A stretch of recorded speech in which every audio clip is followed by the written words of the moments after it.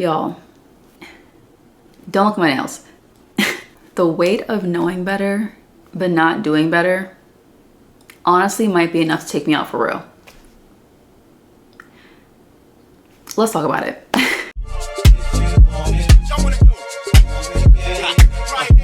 Welcome to episode 3 of the Growth Chronicles. That's what we're calling her. That's what we decided on the title. I'm very happy about it. If you don't like it, sucks to suck. I feel like it perfectly encompasses what we talk about in this series, and I'm excited to continue sharing and opening up with you guys in this space, so let's get into it.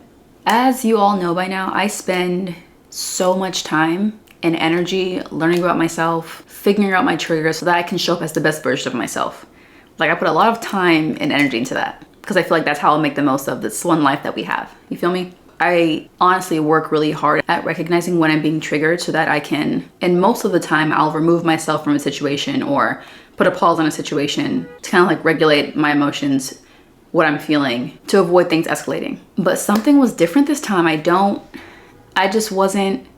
I wasn't in a wanting to be better space. I don't know what it was, but I was triggered and that same warning bell went off and I just couldn't find it in myself to care. Like, I saw the trigger, I could feel it, but for whatever reason, I didn't listen to my instinct.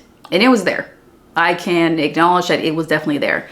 I just couldn't bring myself to listen to it. So instead of stepping away or taking a second like I normally would, I just kept on going down that path with that trigger, and I soon found out why that was an awful idea.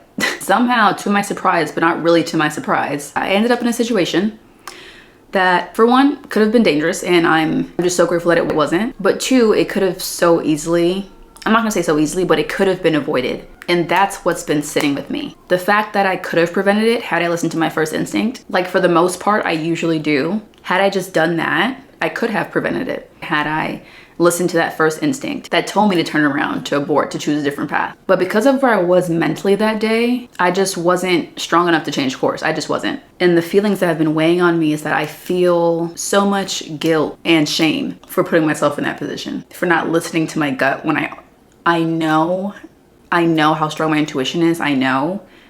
And the fact that I didn't listen to my gut is very upsetting for me. For allowing someone into my space who, off the first initial interactions, I knew was a trigger, and I knew in the long run wasn't good for me. Like, I knew better. I felt it. I knew better. I knew I shouldn't have gone down that path, but I did anyway, and it's killing me.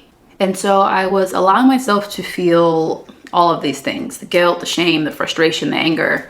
I allowed myself to feel them for a while, but then I stopped and I realized how harsh I was being with myself. I really had to take a few steps back and be like, wait, if a friend had come to me and told me everything that I had just went through, how would I respond? And I know immediately I would stop them from tearing themselves apart. I would, instantly. I'd pour love into them. I'd remind them that they're human, that they're not perfect because no one's perfect, and that no one moves through every situation flawlessly all the time. We're gonna have slip-ups.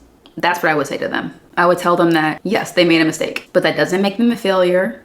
That doesn't make them a bad person. It doesn't mean that they've fallen off track on this journey of life. It doesn't mean that they deserve the not so great things that happened. But what it does mean is that they're self-aware. It helped them see that the fact that they're able to even recognize where they went wrong shows that they're not just some epic failure, but that they are self-aware and that they know themselves and that they just made a mistake, as we all do. So if I could sit down and be gentle with a friend, why is it my instinct to be so harsh with myself? So I've been grappling with this a lot lately.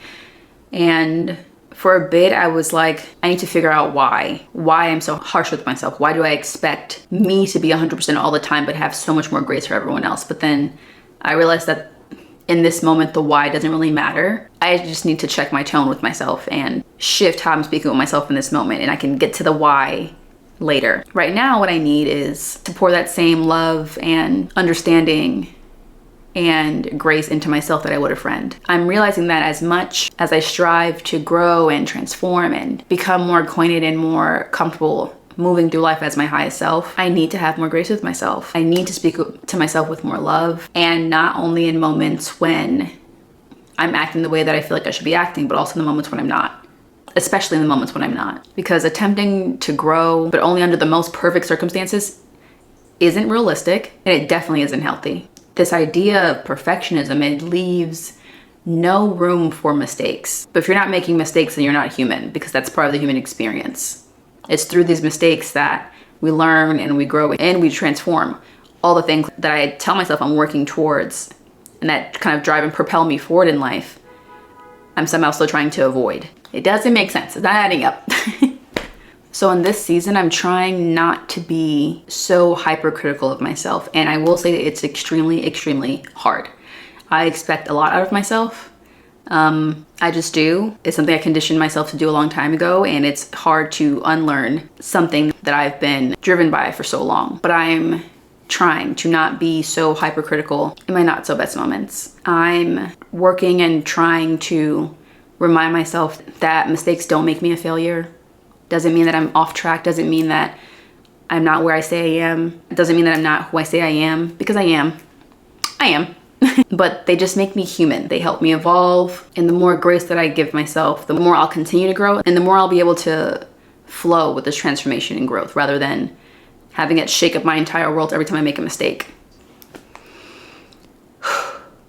I'm working on it. Thank you for holding space for me once again on this journey.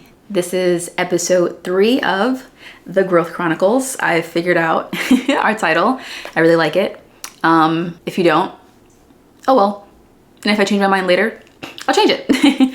But this series would be called The Growth Chronicles. I feel like it's a perfect title for what we're talking about, what we're unpacking, what we're holding space for here in this moment when we're together. And I'm just grateful that I have you to hold the space for me, but also that I'm holding the space for myself and being consistent in holding this space for myself. And I feel like low-key this series is helping me be more graceful with myself, because it's like I'm doing it for me, but then because I also know I'm doing it for you, it's helping me be gentler in my unpacking of what I'm dealing with.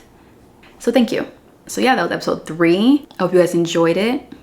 If you resonate, please tell me your thoughts in the comments. You know, I'm always down to talk. So drop whatever you're thinking in the comments, if you can relate, if you can resonate, if this brought anything up for you. And I hope it helped a little bit, because it helped me.